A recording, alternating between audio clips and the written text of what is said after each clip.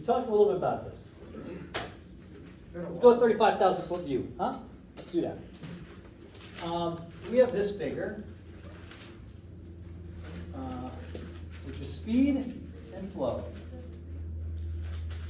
right? And we have something that kind of looks like this, right? This is a calibrated speed flow curve. So, right, these are all observations. And this line represents an equation, or line, that meets the best compromise between all of the points, right? And there's always a couple, like in here, that kind of screwy. Those are like weather events and things like that. Crashes, whatever. Special events, ball games, whatever. Okay? So, what we're trying to do is, engineers, we like numbers. If I told you the density of a road was 25 vehicles per mile, you'd be like, oh, okay, it's kind of good. If I told you the density of a road was 110 vehicles per mile, you'd be like, that's pretty bad. Right?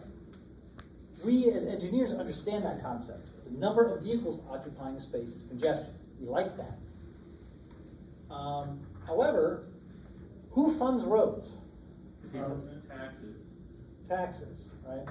So the legislature is in charge of where the money goes. People, the legislator decides where the money goes. Legislators are idiots, hands down. They're like lawyers or whatever, and nobody likes that. They're not a numbers person. They're not numbers people. They're not engineers. However, they are good at knowing what people want to hear. Right? That's their whole job. So, if I told you a road had density of 25 vehicles per mile, you could kind of conceptualize that because you've taken a couple lectures on traffic flow theory and have studied the topic and done some homework and whatever. Right? However, if I told you the road had a level of service C, you don't need to know anything about traffic flow theory or anything to know that it's okay. It's not great, it's not bad. If I told you it had a level of service F, you'd be like, oh, it's really bad. It's like failing. So that's what this is about. That's what highway capacity analysis, level of service, at least for our section, our class that we're going to talk about. That's what it's about. It's about taking a quantitative metric like density and converting into that into a level of service A, B, C, D, E, or F. Right? That's all we're doing. Or we're targeting a level of service. So I predict I'm going to have this many cars in the future, and I want to have a level of service B. So how many lanes do I need to make my road? Right? It's kind of the same concept with backwards. Yeah? Now, the procedures to do those two calculations are similar but different. You know, if I wanted to calculate the level of service of the freeway out here on I-95, I could go out there and measure a bunch of things in the field and get that. If I want to predict what the level of service is, or if I want to know how many lanes of a road I need to make for a road to give me a level of service B, I gotta like estimate how many cars I'm going to have. I got to estimate what the travel speed's going to be, stuff like that. So very similar, but kind of different. We're going to talk about both of those, and that's going to be an exam question.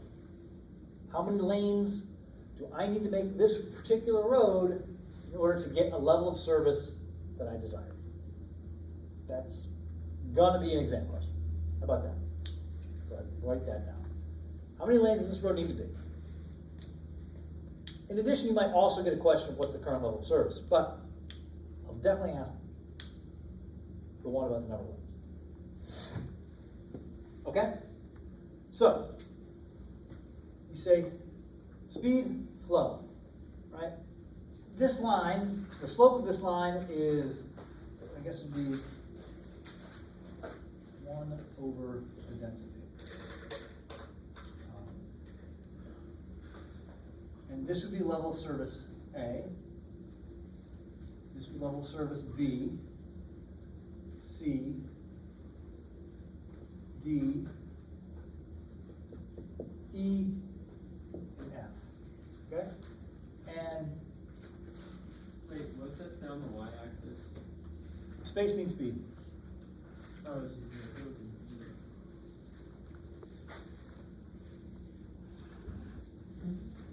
So all of these slopes are really the cutoff between each of the areas, right? It's the densities. It's 1 over the density, right? It's the inverse of the density, just because of the way it's plotted, right? And there's a table that we'll go over, but that's what we're trying to do, okay? So the Highway Capacity Manual governs how we calculate and estimate operations. One of the key factors of that is the level of service, or LOS, of a roadway. It doesn't just mean roadways, it can also mean bike paths and pedestrian walkways and traffic signals and local streets and things like that. Right? So, this is an older presentation than I had that I've updated, but I think it kind of lays out the concepts a little better than the new one. So I'm going to go through this, like the introductory material. And then when we get to the actual procedure, I'm going to switch to the other one because I think that procedure is better. And eventually, one day, I'll just merge them the way they're supposed to be. All right.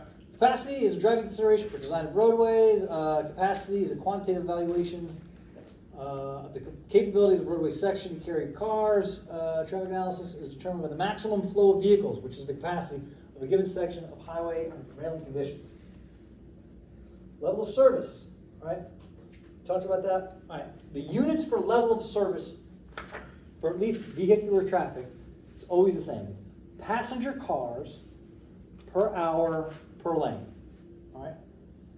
What does that mean? Passenger cars per hour per lane. It's a flow rate, right? Passenger cars per hour for each lane. Why is it passenger cars and not vehicles? Because they mainly care about passenger cars, is the majority of the. It's just a common unit. You may have some trucks on there, but we're going to convert all of those trucks into passenger cars. Yeah? So there's a conversion factor. If you have 2% trucks and 3% RVs, there's an equation you can apply to convert those trucks and RVs into car equivalents. Okay? What is it about a truck or a recreational vehicle that make them different from passenger cars? Bigger and longer. Bigger and longer is part of it, but that's not the controlling point. Speed limitations, acceleration. Acceleration, right? Horsepower to trailing ton ratio, right?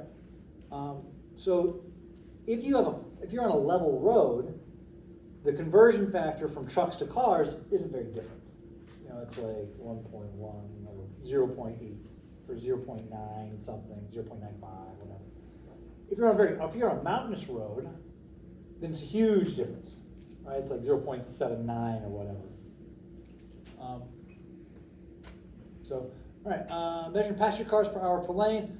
When the volume is low, there is no interaction between drivers and the speed. Motorists perceive the scenario as a high quality of traffic, right?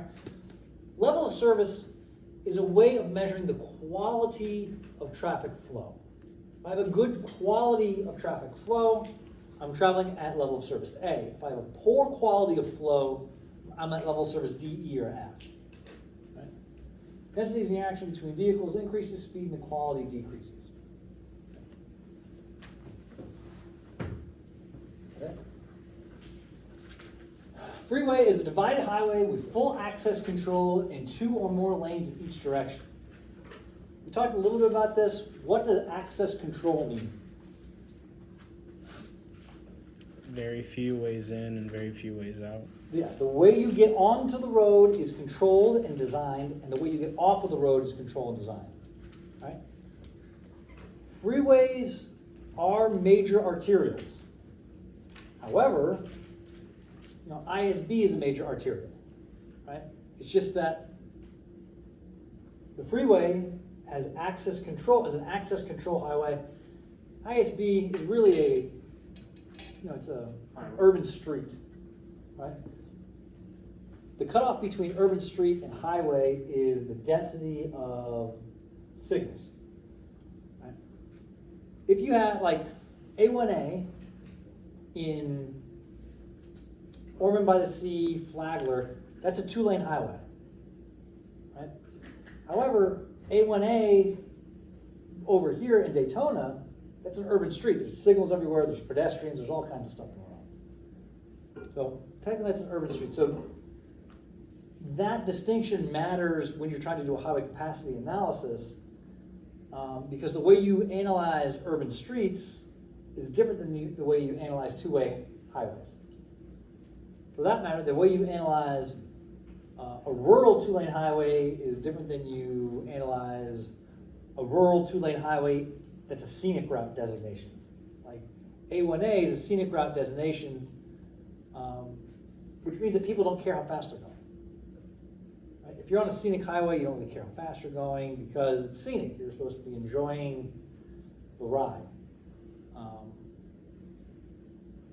That stuff we'll save for the graduate course on system operations. But single line stop control at grade intersections are not allowed. Opposing traffic is separated by a raised barrier, at grade medium, or raised traffic island. What does that mean? Opposing traffic is separated.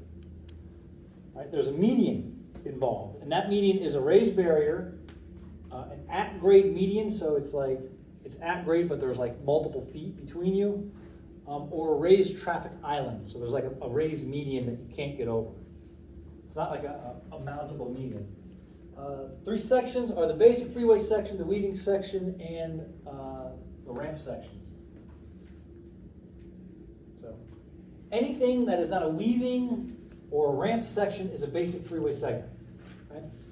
And if you change some major component of the geometry, you add a traffic wall, or you increase the number of lanes, or you change the shoulder width, right? That makes it a new segment. That means you have to do a separate analysis on that segment because it's a homogeneous segment.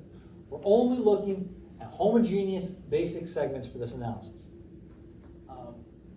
There are procedures for looking at weaving and ramp areas, on-ramps and off-ramps, all that kind of fun stuff. We're not covering that. We'll get to that later. And there's computer software that'll do it for you. Yep. Factors that affect the level of service, right? Lane width. Ideal lane width is 12 feet. Right? If you have 12 feet lanes, the lane width does not impact you. 11 foot, 10 foot, 9 foot, right? That starts to impact how fast you want to go. Right? You've been on a road that goes from wide lanes to narrow lanes. What do? Slow down. You slow down, right? Makes you uncomfortable, you slow down. Slowing down reduces the capacity, it means that that section has a lower capacity, right? Do they do that on purpose for construction areas? On purpose, no. They want to keep you, they don't like that. We don't like pushing people together just to make them uncomfortable and slow down. They want the space. Now they might add an extra buffer in there, but that's to protect them. So they might take some of that lane space to add another buffer between them and the workers. All right, lateral clearance, right? That's how far to the left or to the right you have outside of the lane. All right, vehicle equivalence, that means you're converting your buses, your trucks, and your recreational vehicles into passenger cars. Grade hill, uphill, downhill, level, mountainous, rolling. The terrain impacts, all right? The speed is using the level of service calculation and the interchange spacing. So if I have a lot of interchanges, there's a lot of people getting on, a lot of people getting off. That's kind of impacting their lane changing and the desired speed. All of that messes up the level of service, but we can address and correct for those. The way I look at the level of service, conceptually, is the ease at which I change lanes. Level of service A, I think from 0 to 11 vehicles per mile. I can change lanes without looking, pretty much. Here, I gotta look a little bit before I change lanes.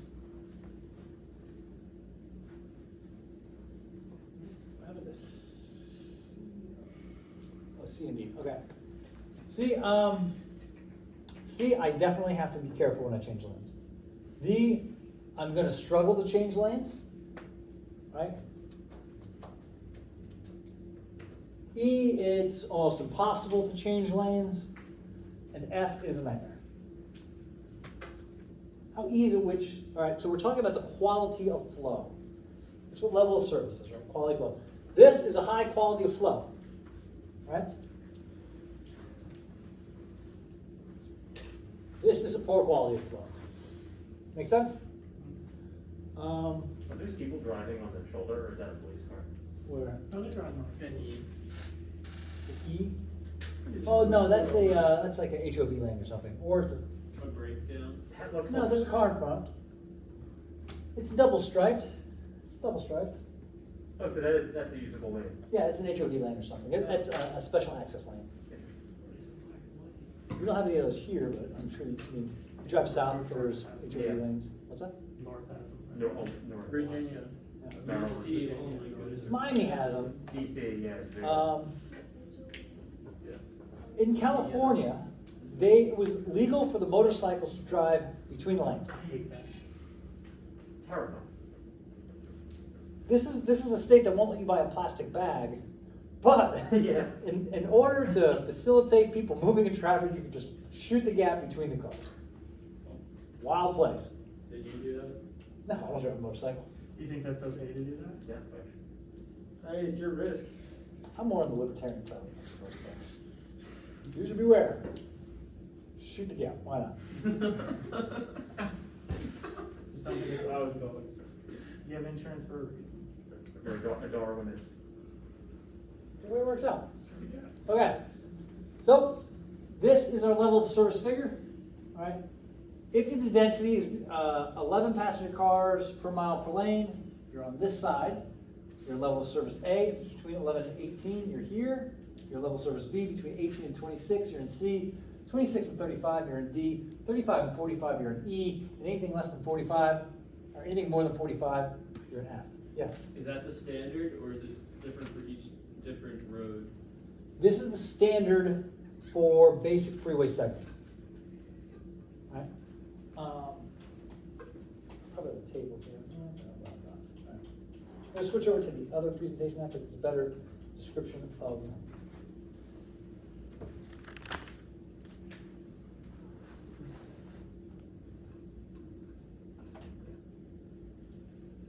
Here's a better figure that I didn't take with my phone. Okay? So density, less than or equal to 11, and then, there you go. So level of service F means demand exceeds capacity. So we think of supply and demand, right? Travel, especially on individual roadways, is very much a measure of supply and demand. I have a supply of road capacity, and I have demand for that capacity, the number of cars who want to use it, right? If my demand, the people that want to use my car, want to use my road, exceed the number of people I can fit on that road, what happens? Stops up, backs up. Stops up, backs up, right? When we talked about traffic flow theory, I mean, we did exactly that.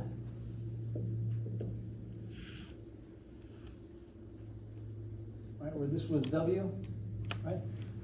The demand are all of the cars in here, and when the demand here was more than my capacity here, the cars started backing up, right? And they started forming a queue. Demand exceeds capacity. They start queuing up. It starts moving backwards. It's not something we want, right?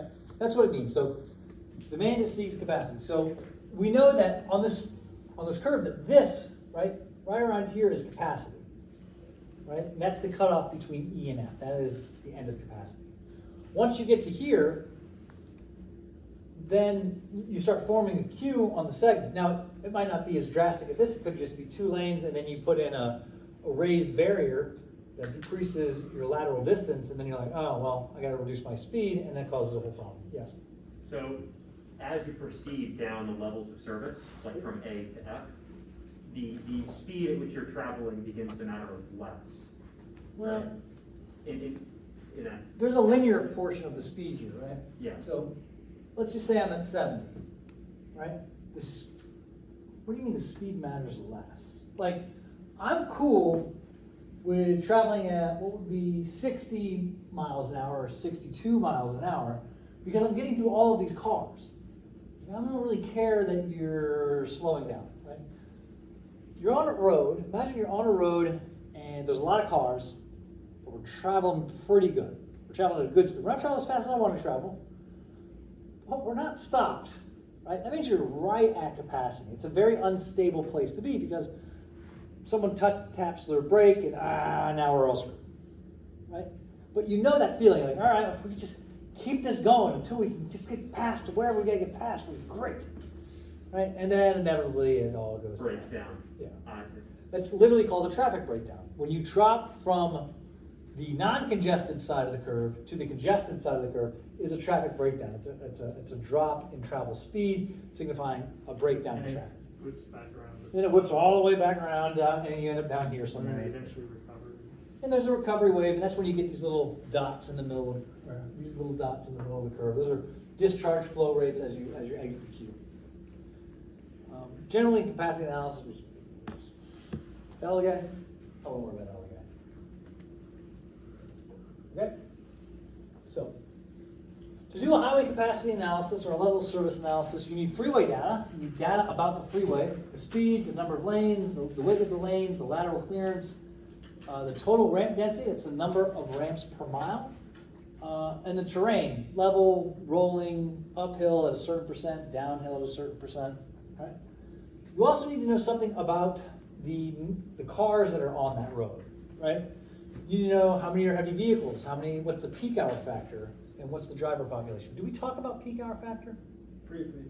Briefly, we'll go over here. Peak hour factor is how peaky your traffic is. So roads are designed for a peak demand flow rate. Right? So my peak hour is the peak hour is broken up into all traffic data is collected over 15 minutes. I remember we talked about this. Why do we collect it in 15 minutes? Because 20 minutes is too long and 10 minutes is too short. Right? There's no logical, like, Not You really. think that it's just because it's like a fourth of an hour or something? who knows? I don't know. It just maybe coincidentally happened. Okay. Maybe. Probably not.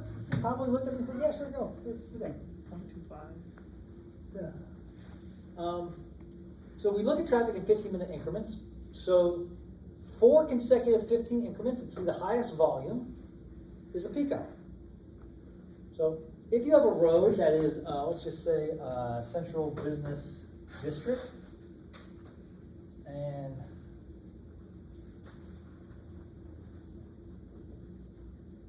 suburbs? That's not how you spell suburbs. Whatever. And you have a road that connects here. You have one road that goes right. So in the morning, you'll have a peak hour that is in the AM going into the city, and in the evening you'll have a peak hour that's in the PM going out of the city. Right? So the two directions will have their own individual peak hour. Generally, though, we kind of just combine them all together and pick the peak hour that is when everyone's on the road. But the 15 minutes, 4 consecutive 15 minutes, the highest volume is your peak hour volume. That is denoted by capital V. All right, the capital V indicates it is an hour observation or more. All right. Then we have little v, right, which means it's a flow rate.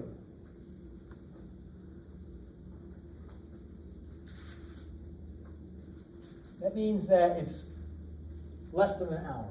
So both of which are in vehicles per hour or passenger cars per hour. Right? This is in vehicles per hour or passenger cars per hour. Right?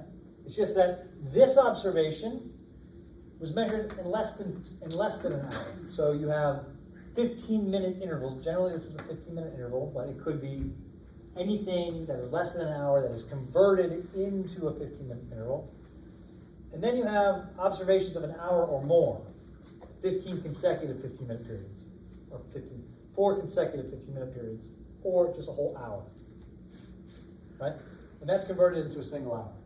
So we have the design hourly volume, right, divided by the peak hour volume equals the peak hour factor.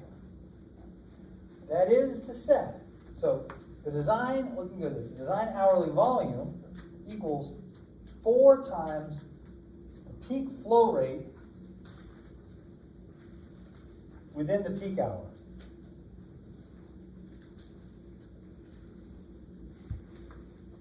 All right, that's the design hourly volume.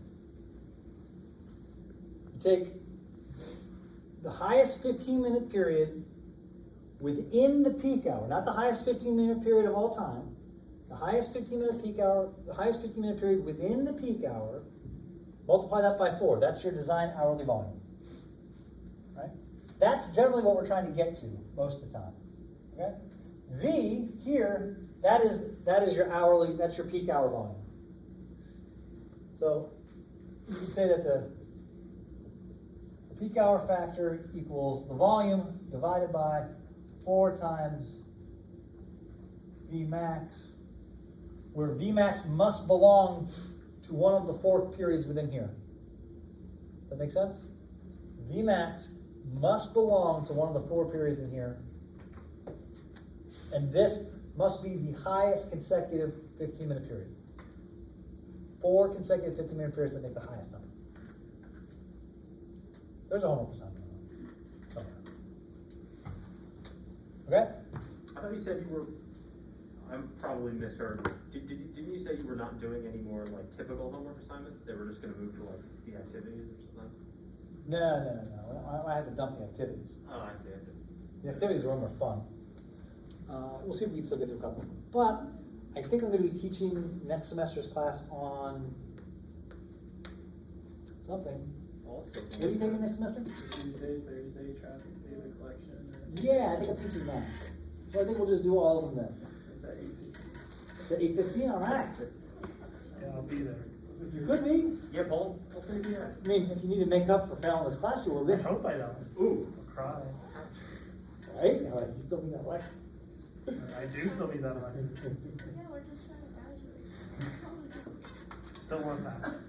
I warned You warned the mechanicals. Oh, yeah. We're doing fine. You You're are doing fine.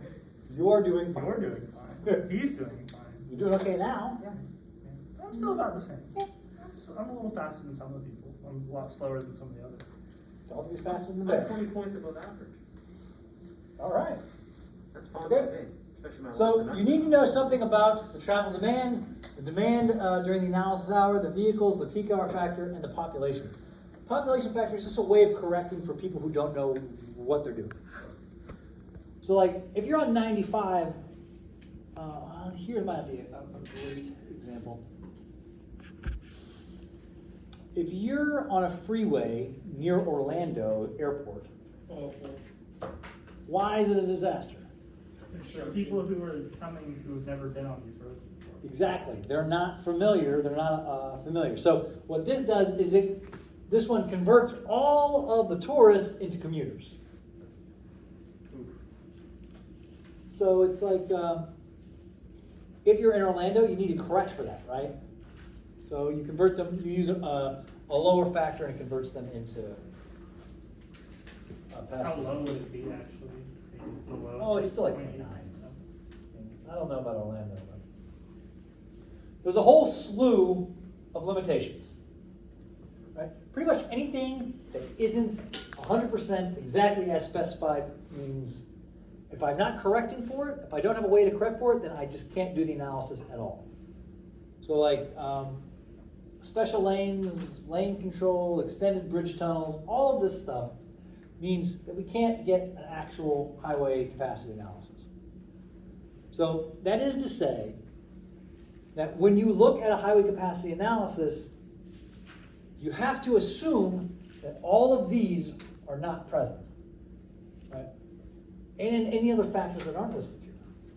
Right? The only thing, we're just talking about a basic segment with basic drivers on a basic road, without police heavy enforcement, without automated, ticketing or aerial patrol or a broken down car on the road or a car accident or heavy rain or anything like that. You assume that it's a good weather day, daytime condition. When you look at it in that perspective, it means it's very narrow, yeah? I mean, how often do you drive on I-4 and there's not an accident? Really? Rarely, right? You always pass something. And then when you broaden the definition of an incident, a traffic incident, to include crashes and broken down cars and people with flat tires and abandoned vehicles and ladders in the road and debris blowing into the road, you know what I mean? All of that, you have to throw that down. You can't use that in the analysis, right? So this is like the rosiest picture that you could possibly paint, right? And that's some of the issues when it comes to this analysis, right? We're trying to predict the number of cars on the road or the number of lanes we need for a level of service, right?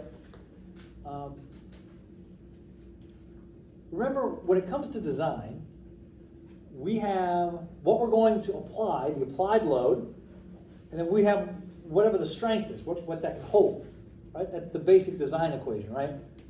The strength has to be greater than the stress. Well, that's what we're doing here.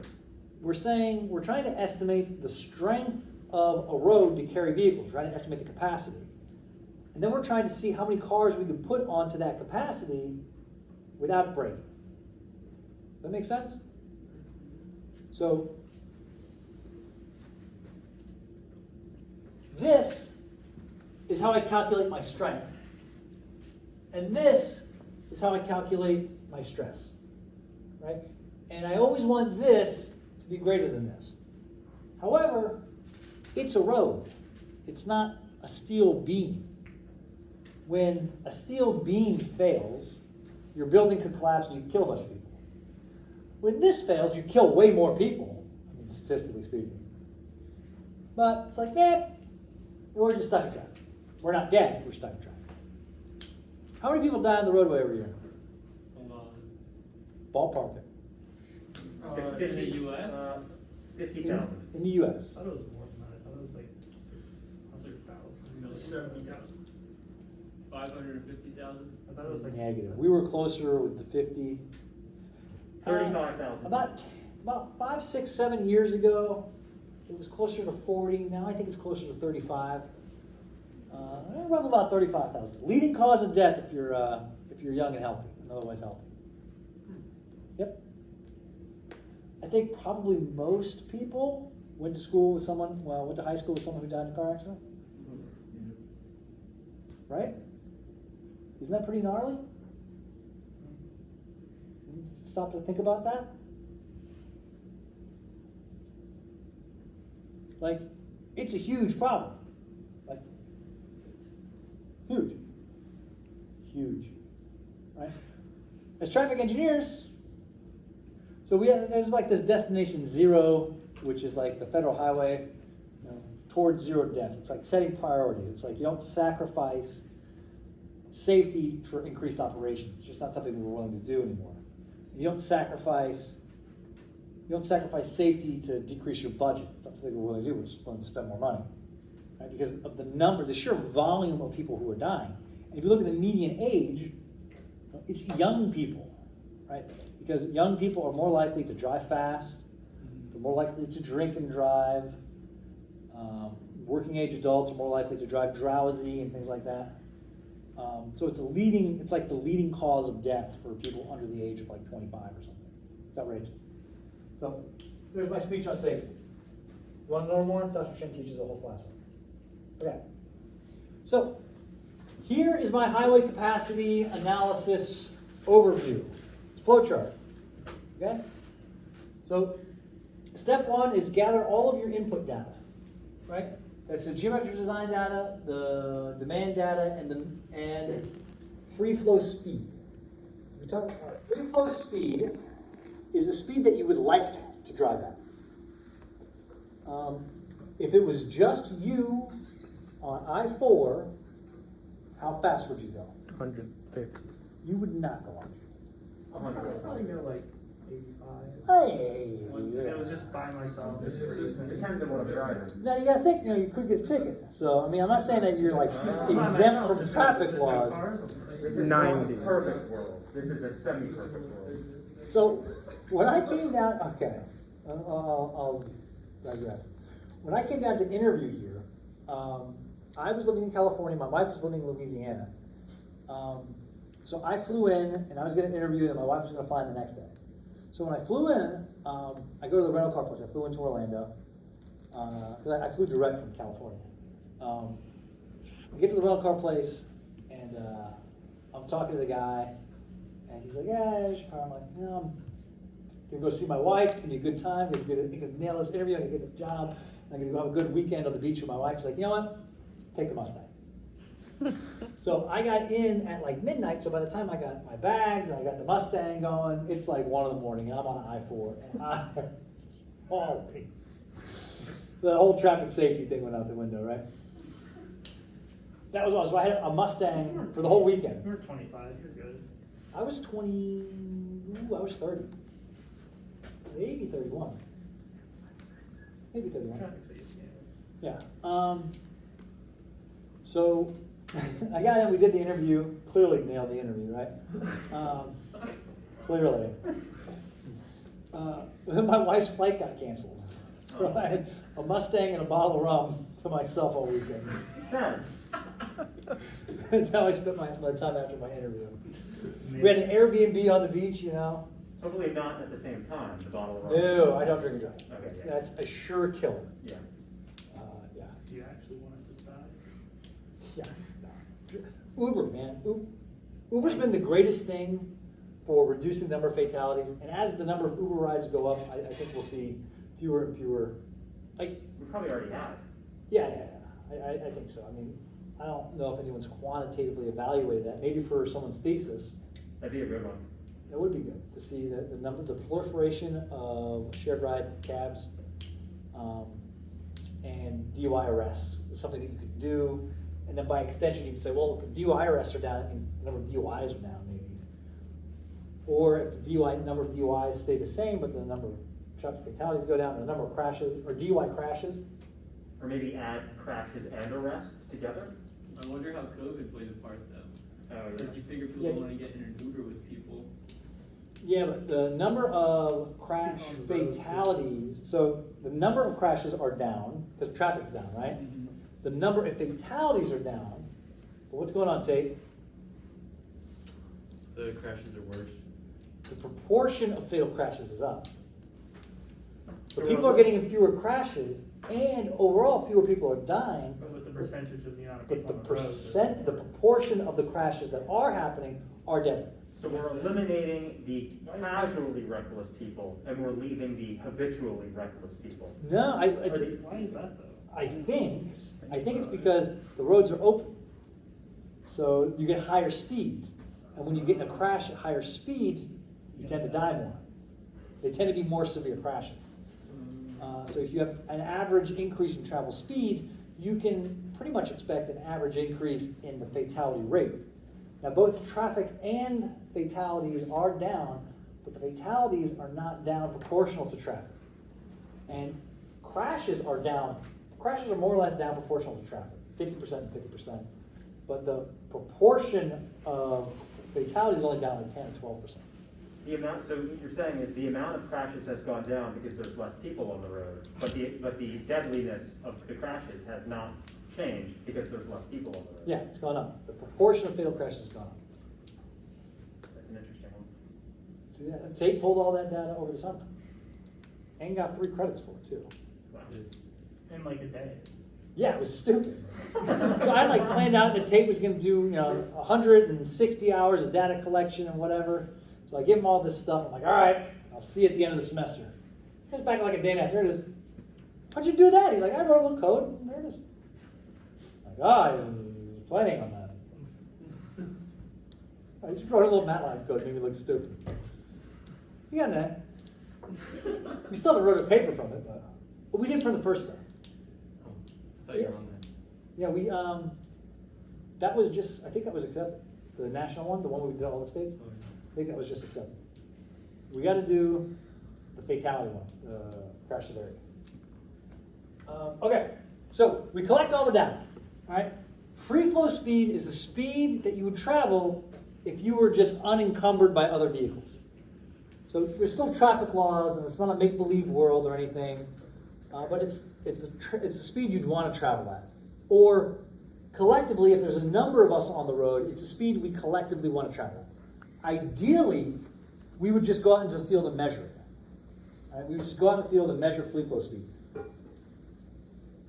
Well, why would I not be able to measure free flow speed? People slow down when you're trying to measure it. Are there stoplights on a basic freeway segment? No. Ryan, why would I not be able to measure free flow speed?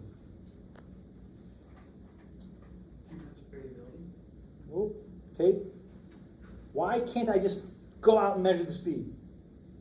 Because the drivers notice you and slow down.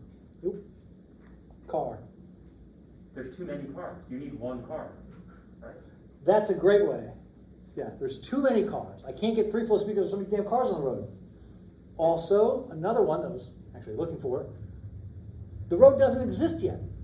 I'm going to build the road. I can't measure the speed on a road that I haven't built yet, Not yet. right? So if I have measured free flow speed, I can come to step 3. But if I don't, then I have to calculate what my free flow speed would likely be, right? And that's based on lane geometry, lane widths, lateral offsets, things like that. So if I just give it a measure, if I measure my free flow speed, I can go right to selecting my free flow speed curve. Yes. What about like taking the speeds at like 2 in the morning or something? Yeah, you can do that. But if the road doesn't exist, then you still have to go. But ideally, yeah, you want to do it when the volume is low. The highway capacity manual sets standards for taking the free flow speed based on what kind of facility it is: freeway, multi-lane highway, rural highway, 2-lane highway. And there's like volumes that it has to be under for it to be a true free flow speed. So you select the free flow speed curve. So if we go back here, these are my free flow speed curves. So if my free flow speed is like 72.5, then I would select the curve, well, let's say it's 72.6. Then I would select this curve up here. If it was 72, then I would select this curve. You just select one of these. You're kind of like rounding. You can think of it as rounding, right? And that puts you, we're going to analyze based off this curve, or we're going to analyze based off this curve, or we're going to analyze based off these different curves. So you're going to go out and calculate it, or you're going to measure it, but then eventually you're going to use that information to select which one of these curves, these free flow speed curves, you're going to model based off of one of these.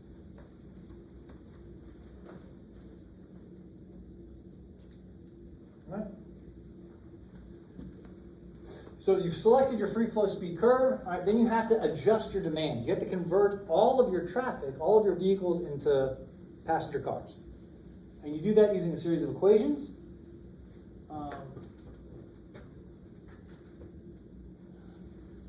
Yeah. Okay. If you exceed capacity, if you have so many calculated cars here that you're over, then you're just level of service F. And you say it's F and it's garbage. I mean, really what you do is you come to this step, you calculate the density. So you take the passenger cars per hour per lane for the 15-minute design hourly volume, right? The 15-minute design hourly volume, all converted to passenger cars per hour per lane. You divide that by the space, the free flow speed, and you have a volume divided by a speed, and that gives you Q divided by speed equals density, right? And then you get that density and you compare it to the level of service chart and you select your level of service. Okay? So simple. It is. I mean, there's equations for all of this. There's equations for calculating the free flow speed. There's equations for converting all of this. All the flow chart. Yeah, all the flow chart are good. Okay. So this is the information that you need. Site-specific or default values. So site-specific stuff, if we were to go out to I-95 and we're calculate the level of service of I-95.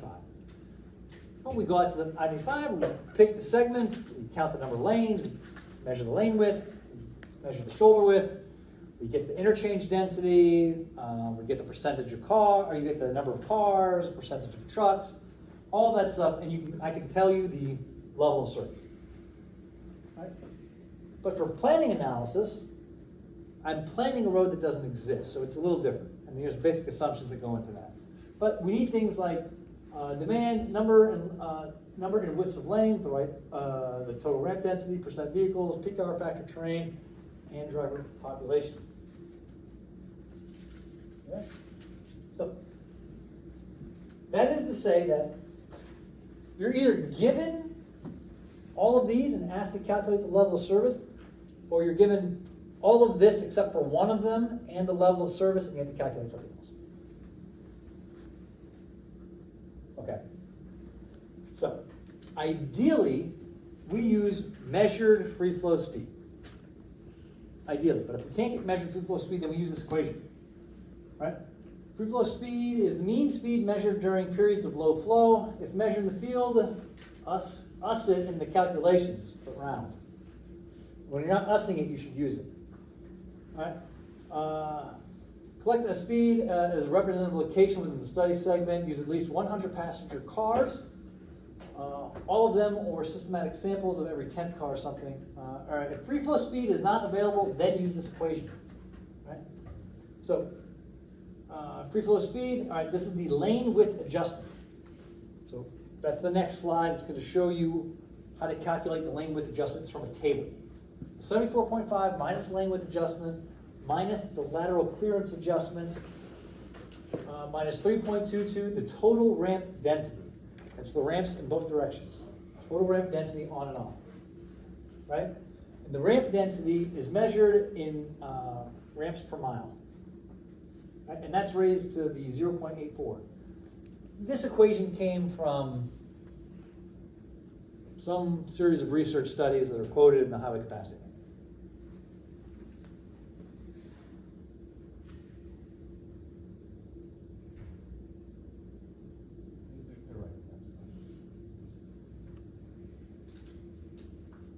We're good? Okay. So, average lane width, 12 or greater, your adjustment is 0. 11 to 12, you take off 1.9 miles per hour. 10 to 11, 6.6. Anything less than 10, highway capacity does not apply. It's not a basic freeway segment. Stop what you're doing. It's not going to work. Yes? Now for like the test, is this memorized? No, you're not memorizing any of these things. Okay. Lateral clearance, right? The right side lateral clearance. So I'm driving on the right side. I have the space outside the right lane. Let's do this.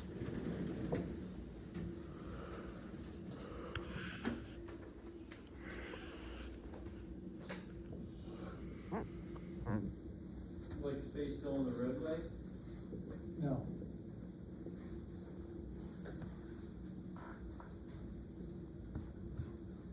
All right. You can think of this as a shoulder, right? Well, yeah, so like not like the grass next to the shoulder. That's okay. You can have grass next to the shoulder. What you can't have is a raised barrier that's right here, you know? That's what it means by lateral clearance. I can veer off into that and still be okay.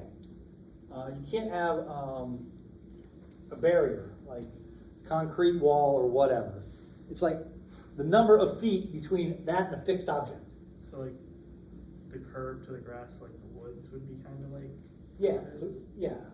Anything that's greater than 6 feet. So ideally, we have this concept of forgivable roadside design, which means that you design your roads in such a way that it's forgivable if you veer off a little bit, right? So ideally, we like about 30 feet to be clear of anything that will kill you. That's not to say that's clear of everything, but it's clear of most things that will kill you. So that if you go off, like it's not like a cliff, right? Or like a jagged, like like a tree. Yeah. A tree will kill you, right? So we have that idea of forgivable roadway design. We can talk about that in the graduate class on highway design. But what we're talking about here is if you have 6 feet clear, you're good. Why are we only talking about the right side of the road? That's not good news on the road. Right? And in a freeway, what do we know about this median? It's either a raised barrier, there's some kind of separation, or there's a median that's like 30 feet wide or whatever. Because there must be two. There must be at least 2 lanes, and there has to be a median adjustment. And that median adjustment factor is always going to be 0 for the way we've defined a freeway. Like a freeway always has to have a median or a raised median or a raised island. When you have those things, the left side adjustment is 0. So you're only interested in the right side lateral clearance, okay? Then how many lanes you have? 5 or more, right? So ideally we have 6 feet of lateral clearance, right? And we always have 2 or more lanes, right? Because that's how we define a basic freeway segment. So we would go through here, we figure out how many lanes we have and our lateral clearance, and then we would select that value, and that is how much you're reducing the free flow speed by. Okay? So total ramp density is the number of ramps on and off in one direction located between 3 miles upstream and 3 miles downstream. So traffic flows downstream, so 3 miles in front of you and 3 miles behind you. You calculate how many ramps are coming on and how many ramps are going off. Right? And you divide that number by 6 miles. Isn't it like normally too? Like you're just on a large, like, Not necessarily. 995 or something? Well, you can have just on ramps, right? Sometimes you just have on ramps and you can't get off, and that's just the way it is. If they're like capacity restricted or whatever, it's like the right of way restricted. So, the number of on ramps for 3 miles in front of you, the number of off ramps for 3 miles in front of you, the number of on ramps 3 miles behind you, the number of off and on 3 and 3. Divided by 6. That is your total ramp density. Right? Once the free flow speed is determined, one of the 5 free flow speed curves must be selected. So you round the free flow speed to the nearest 5 foot increment, 5 mile per hour increment, and you pick one. Okay?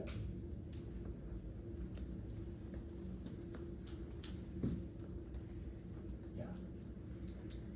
We'll just say selected. We'll gloss over that. Okay? All right, so now we're going to correct for demand. So this is my hourly volume, my peak hour volume, vehicles per hour for my highest 15 consecutive 15-minute period. Okay? My peak hour factor is actually converting this into my design hourly volume, right? If my peak hour factor is my volume divided by my design hourly volume, then my design hourly volume equals my volume divided by my peak hour factor. Right? So this is just saying that we're looking at the 15-minute design hourly volume. That's the number of lanes. That's the heavy vehicle factor, and that's the population factor. So we will pick up here on Thursday. Sound good? All right. Here we